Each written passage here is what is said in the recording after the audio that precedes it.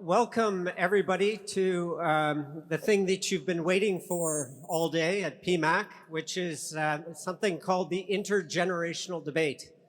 My name's Tim Evans, and because of previous poor performances at PMAC, I have been elected to moderate this session. It's called an intergenerational debate because it's been inspired by one of our keynote speakers, Andre Magnuson, and this book, On Time and Water, A History of Our Future, written by Andre, and he gave you some sense of that earlier today, talks about the concept of the handshake of generations. And that was really his enlightenment when he asked his daughter to think back to his grandmother, his daughter's grandmother, and how many years that was, and then to think forward in time to not only her daughter, but perhaps her granddaughters. And when she did that mathematics, that backwards and forwards calculus in 2.6 seconds, she realized there was 262 years of intergenerational connectivity that was within her life's reach. And this, I think, is an incredibly powerful source of wisdom and knowledge that is going to be very important in the context of managing a just transition to a healthy planet. So in that context of 262 years being the generational handshake, we carefully selected a panel tonight, and if you look at the ages of all of these members, they add up to 262 exactly. So we do have, in real time, the intergenerational handshake here. Now, we won't reveal any of the actual ages, just trust us.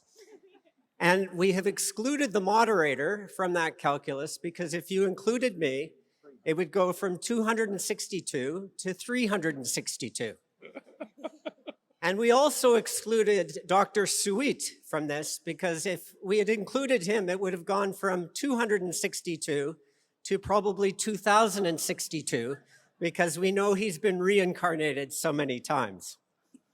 So, with that, we have fantastic panelists here. Let me introduce them. We have Rita. We have David. Hello. We have Sukenya. We have Jamila. We have Rhiannon. And we have Andre. And they're all on a first name basis because you've seen them throughout the day and you'll see them tomorrow and the next day in terms of their bios and their excellent presentations to which we've been so lucky to have their contributions. But the topic of the debate tonight is this. In 2050, will we be on track for a just transition to planetary health? We have the nays, Rhiannon, David, and Sukenya, and we have the yays, the optimists, Rita, Andre, and Jamila. And you will hear in less than 100 seconds from each of them nuggets of wisdom that will allow you to decide which of these perspectives you will think has given us the strongest arguments. And in order to register that, we need to hear your applause. Okay? Very good. Very good. So to get us going, on the nay side, Rhiannon, you're on. Okay, so I'm going to do probably what everyone was dreading I would do and challenge the question as the premise of what is being asked. So I'm going to ask the audience, when we think about 30 years' time, whether we will be safer from the impacts of the climate crisis or not, I'm actually not going to talk about emissions, and I'm not going to talk about temperature rises. I'm going to talk about what we define as we and what we define as safe, and what does the state of the world as it is today with regards to the words we and safe look like before emissions are even considered? My colleague and I, Dr. Abhi Devanayagam, wrote in our most recent piece that the climate crisis is not a new wound, but the salt in existing wounds. To understand what it means to be safe from the climate crisis, to be on track to a just world, we must understand that the climate crisis did not start with emissions, but with colonialism and with capitalism, which respectively facilitate and require the mass transfer of wealth and resources from the global south to the global north and from the poor to the rich. If we take safety and justice as the ability to have the resources, the freedom, the time, the dignity, the community, and the agency to live a flourishing life, then the foundations of our global economy are rooted in denying people safety for the sake of profit, and that is laid clear, and that is not just regarding our energy system. So when we think about safety and the climate crisis, we have to realize that our current economy requires making some people unsafe. It is the reason why white supremacy, ableism, patriarchy, and class oppression exist, to justify this unsafety and to deem the lives of some people disposable to capital. So when we think about the climate crisis as the salt in existing wounds, we have to think about this underlying, deep-rooted unsafety which determines safety from the climate crisis. As Olufemi Taiwo writes, climate change will redistribute social advantages in a way that compounds and locks in the distributional injustices we have inherited from history. And just to wrap up. And I think my colleagues will go into the exact details of why things are so bad out on our current plan. But we live in an abundant world with more than enough resources for everyone to live flourishing lives, just not under the current system. Those of us in movements for global justice can offer a different vision, that by tackling the climate crisis at its root cause, even under additional strain, we could all be safer. But we will not be at the moment unless we change our definitions of we and safe. Thanks. Very good. 98, 99 seconds, 100, and we're over here to Rita. Keep clapping, keep clapping, keep clapping. Hi. It's interesting speaking with an echo. It's something I recommend everybody try if you've not tried it before. So I have a friend who works in existential risk. And existential risk is events or processes that fundamentally threaten human existence. And I was visiting her in the US, and I attended a presentation where she outlined these existential threats to humanity: nuclear war, asteroid impact, artificial intelligence turning everything into paperclips. But nobody in the room mentioned climate change. Why? I asked the question, and they looked at me kind of strangely, and they said, well, some people are going to survive climate change. And I'd never heard it framed in that way before. So we have a case for optimism, right? The rich people are going to be okay. Okay, that's not the argument that I'm here to make, because we know that that's not the case for everybody. That's why we're in this room in the first place. And we know that climate change threatens devastating impacts to health and well-being, and it's the downstream outcome of broken systems which in and of themselves are inequitable and unjust. But we're kind of faced with a fundamental problem. Humans and humanity, or at least if you're a human like me who should never be kept next to a cheese board for too long, seem fundamentally bad at making long-term decisions that are going to be good for their health and well-being, especially if there's a sense that that decision is going to require some form of sacrifice. And I think that's where we go wrong with talking about the climate crisis. We frame action on climate change as some sort of sacrifice, but I don't think it really needs to be that way. And so we find ourselves at a fork in the road. We have two paths, maybe more, available to us. The first is that we continue from the same paradigm that brought us into this mess. I, as you could probably tell from my accent, grew up in the UK, and there, in an incredibly rich economy, 1 in 4 people experience mental health problems every year, and we consume and hyperconsume as a product of some rupture trying to fill a gap that is lost through a breakdown in community and connection to self and to nature. On this path, yes, we might develop some carbon capture technology, we might not. But if we do, is that really the best route that's available to us? We'll just continue in the current paradigm that we're in. However, if you listen carefully and closely, if you spend time in trees and in nature, a quieter path seems to be making itself known to us. That's a path of community, of mutual solidarity, of health co-benefits, rewilding, ecosystem restoration. This isn't a new learning, it's in fact an unlearning. It's a decolonization of our body and our mind. It's remembering that's being stewarded to us by Indigenous communities and Indigenous people. And we've been so fortunate to see a real rise in Indigenous wisdom in places like COP. And so through this process, we can begin to remember that we are part of a collective we, and that we recognize that my safety is your safety, that we're all interconnected. If I didn't have that hope, then what would I wake up for in the morning? So I hope you would all join me in believing that a better world is possible. Thank you. Thank you, Rita. I'm hearing applause. Okay, we're going to move to our second nay. Yes, nay. David, over to you.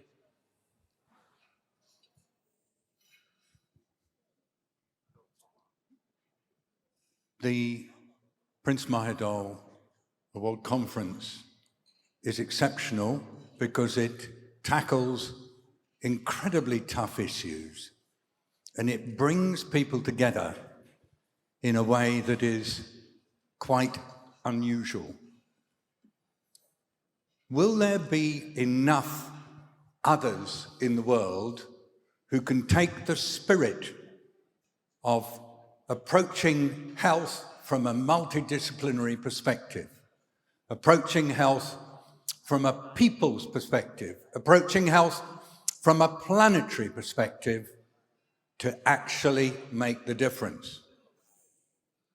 I think I'd like to challenge everybody here, because it could be a better place, Tim, but it requires every single person in this room to spare no effort to connect across disciplines, across professions, across organizations, across nations, across sexualities, across ethnicities, to connect like never before. Because the only way to break through is to connect and find new truth, a new reality, and break out of the silos into which we are stuck. Public health needs to reform, but it can only reform by going outside public health and outside the stovepipes in which it is trapped. Can it do it?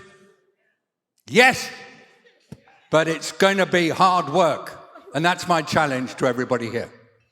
Thank you, David. The Yay team is very delighted with your argument. We'll go to Andre. Can we do it? I can only talk from my point of view, from living on an island and what I see. And I have seen that currently we have the biggest generation of children living on a planet, statistically. The leaders of that generation have been leading marches all over the world, both in terms of equality, of healing the wounds between North and South.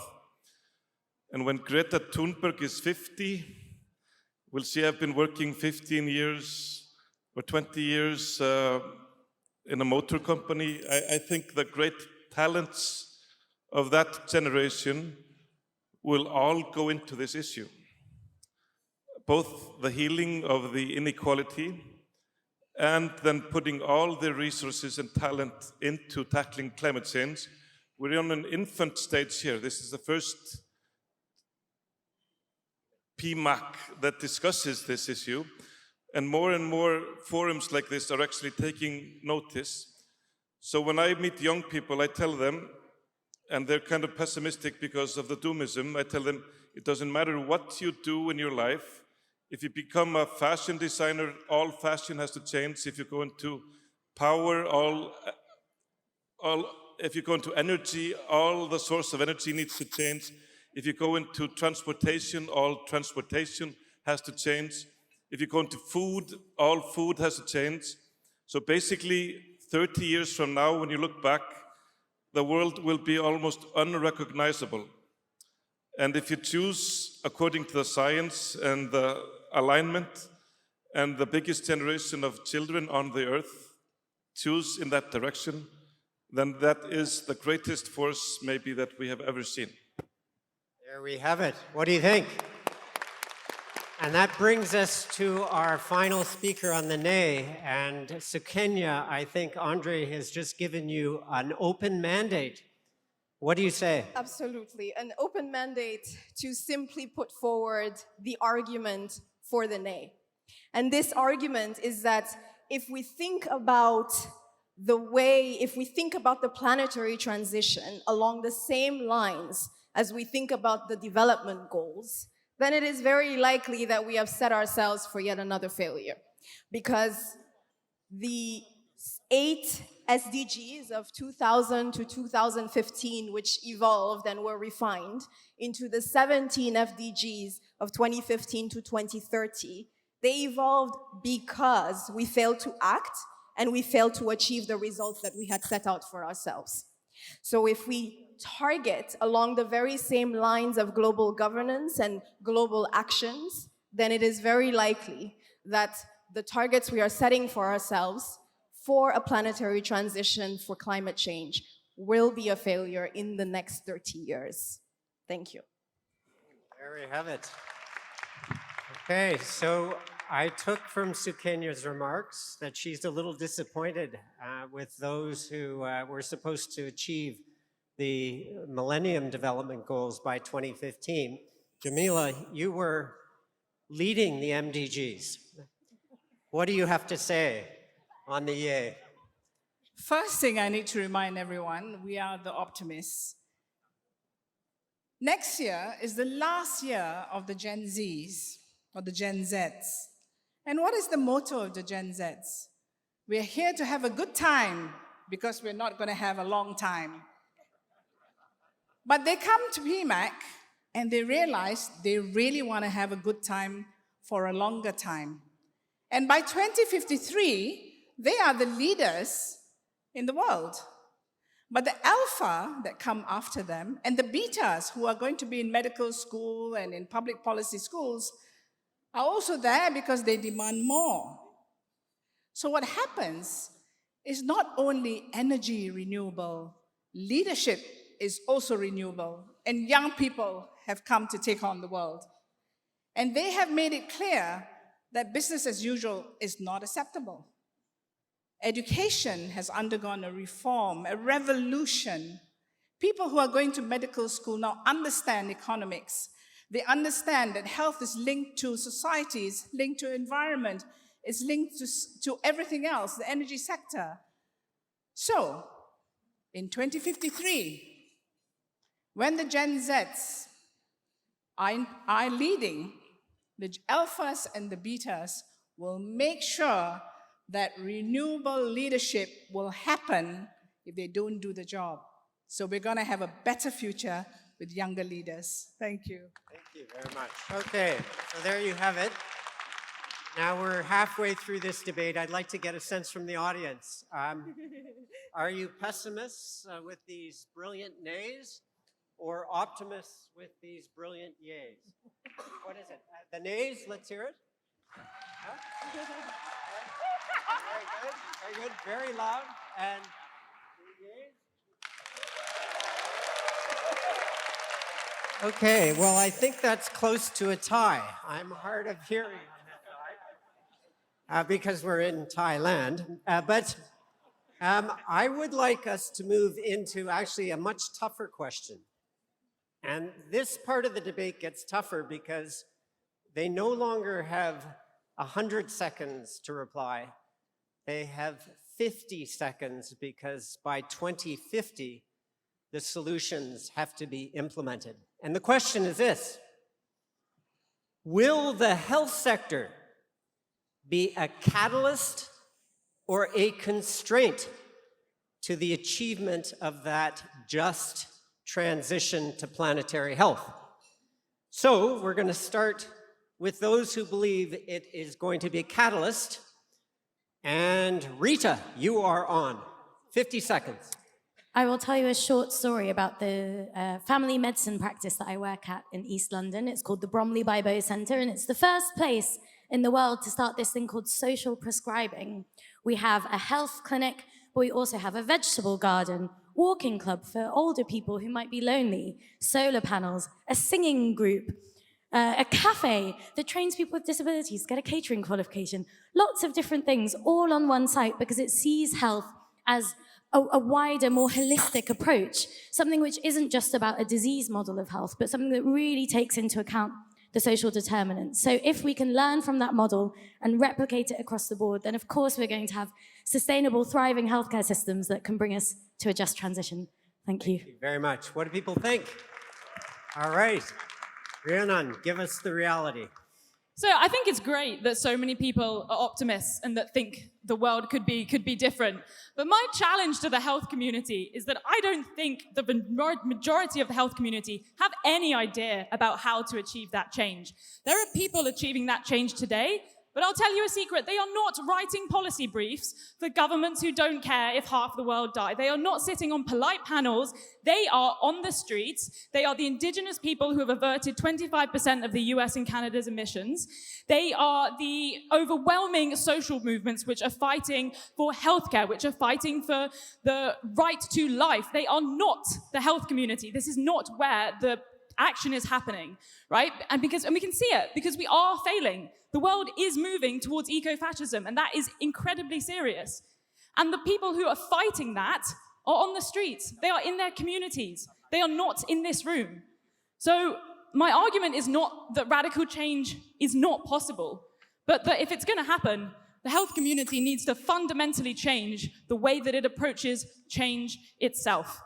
And I'm just going to finish on two quotes. Or actually, firstly, I think I'm going to say the health community needs to ditch any faith it has in solutions coming from people who are benefiting from the crisis. And that includes corporations, that includes Bill Gates, and that includes governments. And I'm going to end on the fact that abolitionist and Black Panther Angela Davis said, "You have to act as if it were possible to radically transform the world, and you have to do it all the time." And the late anarchist David Graeber said, "The ultimate hidden truth of the world is that it is something we make and could just as easily make differently." So my challenge is not that it can't be made differently, but are you one of the people who are fighting to make it different? Great. Thank you so much, Rhiannon. Bit of a challenge. Andre, what do you have to say? In 50 seconds, ChatGPT, or what do you call it, the AI thing, is putting me out of work very soon. It can make a sonnet in 6 seconds. I think in 25 years' time, it can make a vaccine in like 5 minutes. So the health sector will be out of work also, and we'll just be doing something fun on a holiday. This is a very irresponsible, optimistic approach in 50 seconds. Don't quote me on this. All right, a technophile. Very good. Did I hear any applause for that? There we are. Great. Thank you. David. I started working quite intensely in this region in 2005 when highly pathogenic avian influenza was moving around.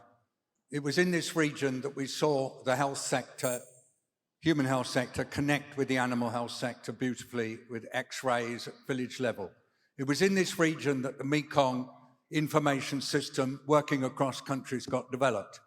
Here is the crucible of good intersectoral health action. My worry is that the example from this region is not spreading far enough and wide enough. So unless we can get the energy and spirit of health in Mekong more widely spread and the PMAC style of working, we're not going to be able to get the catalysis we need. So I end with a challenge. Can we again take the energy far and wide and not just leave it in this place, in this city, in this country? Thank you. Thank you, David. There we are. Last word, Jamila.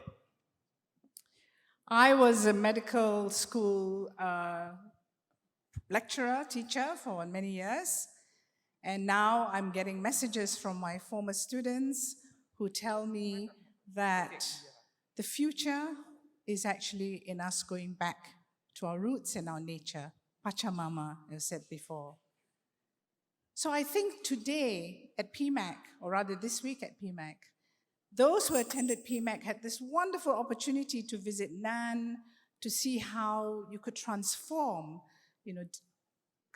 situations where there has been environmental destruction and go back to traditional medicine, herbs, and so forth. If it can happen today, imagine how wonderful it will be in 30 years' time, because those who will be the leaders in 30 years' time will know that precious protection of nature, of traditional medicine, of really acknowledging the links we have with the planet, will be the ones who will lead us. And as I would like to quote Margaret Mead, who said, "Never underestimate how a like-minded group of individuals can change the world. In fact, it is the only way that change has happened. And all of us here are committed to being change makers. It will happen." Thank you, Jamila. Now, the last word, Sukenya. And with that, we will end on a note of pessimism and to highlight that as impactful as the health sector can be in moments of crisis, we need to also recognize that in moments where there are no crises, the health sector is mostly able to deliver vertical programs and vertical lines of actions. Yet in climate change and global health security as a whole, we require both horizontal and multidisciplinary ways and approaches, which the health sector struggles with effectively in moments where there are no crises. So we see this as a challenge. We even see this in challenges of integrating health systems approaches in country systems and programs. So we argue that as much as we aim and want and desire to be hopeful, the health sector will likely struggle to be a true agent and of change in climate change issues. Thank you. There we are, the realist view. So, what do people think of the optimists that the health sector will be a leader? Okay, and the pessimists that the health sector will remain a laggard? Oh.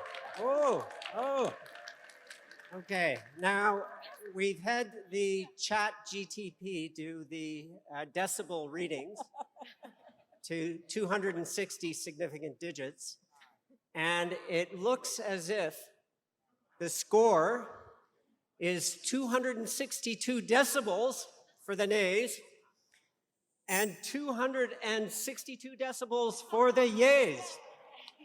So what we have here is not just an intergenerational handshake. We have a grand bargain. We have a Green New Deal. We have 892 participants at PMAC who are exercising all of their 262 years of intergenerational connectivity, along with a little help from ChatGTP.